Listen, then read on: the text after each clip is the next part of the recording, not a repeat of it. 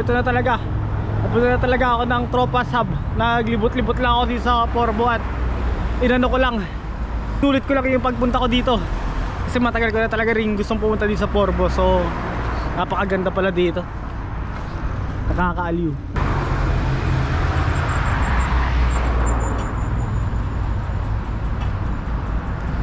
Diretso na tayo sa Tropa Sub. At gabi na. So actually andito siya sa main road ng, andun lang yung Old Town, tapos andito siya sa main road, tapos ito na yung Tropa Hub.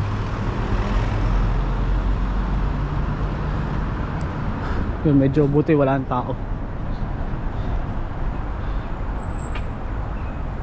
Yan, pasok tayo. Tingnan natin kung pwedeng mag opening hours na, pwedeng mag video.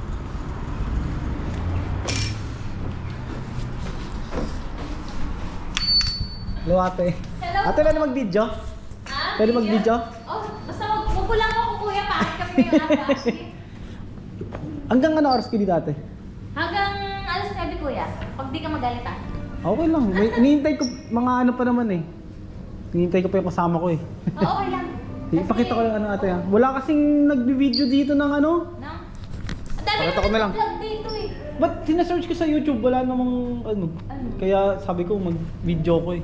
Sa YouTube hindi puro lang yan. Ah, Facebook? Yan ko lang te ha. Okay lang. Oh, sige, okay lang. Para ano lang. Kaya na may tugtog eh. Oo, okay lang. Pag ganito kuya, hindi na kami masyadong bese.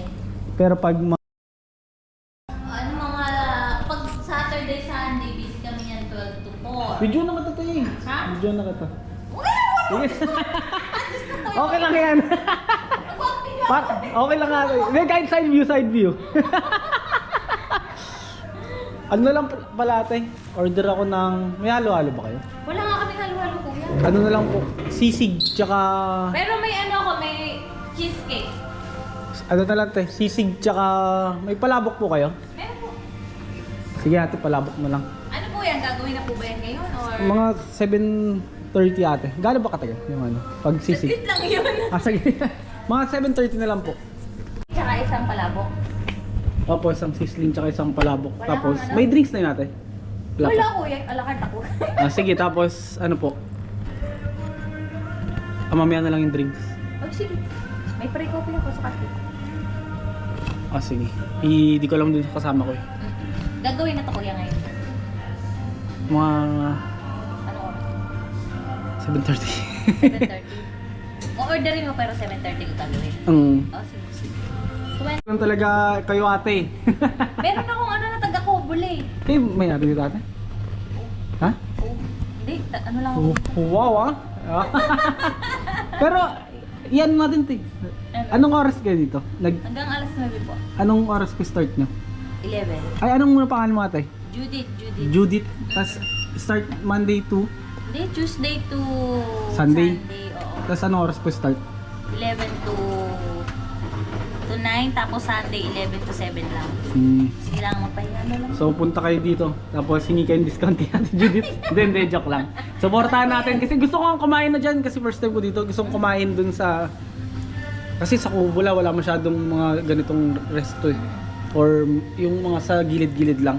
Sabi ko, gugutom na ako eh. Pero sabi ko, dito na lang muna ako kain. Siyempre suporta dun sa ano natin. Oo, Sa salamat. Pilipino. Oh.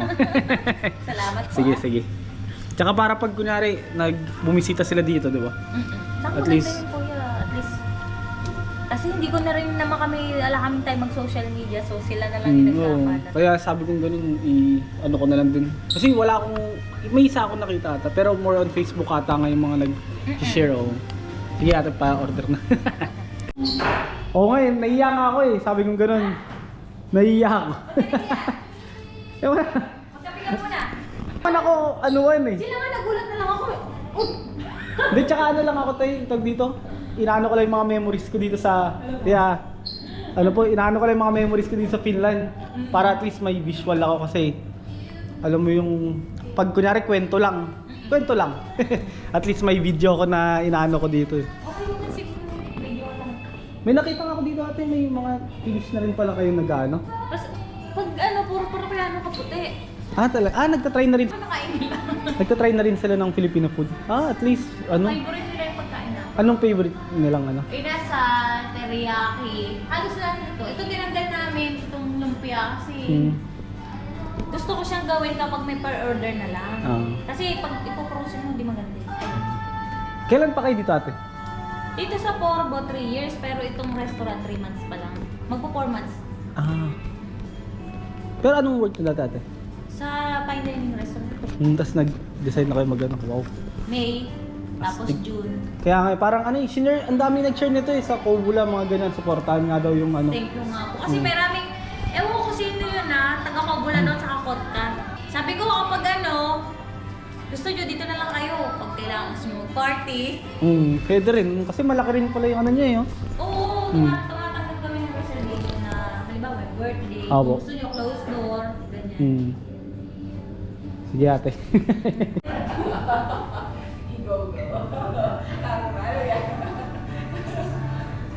Wala sa menu yan.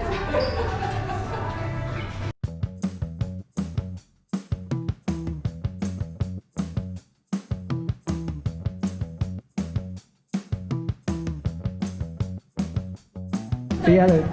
Action! Ito yung owner, si Ate Judith, tsaka si Kuya. Si Kuya Dennis. Dennis? Dennis po.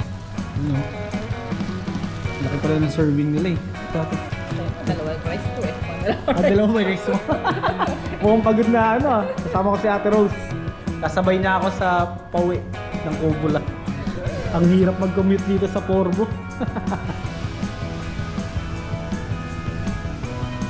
I-try ko pa rin. Sabihin ko dun.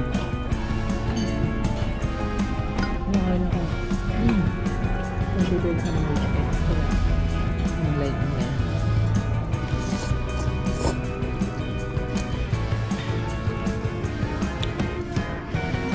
Kung naman yung training doon.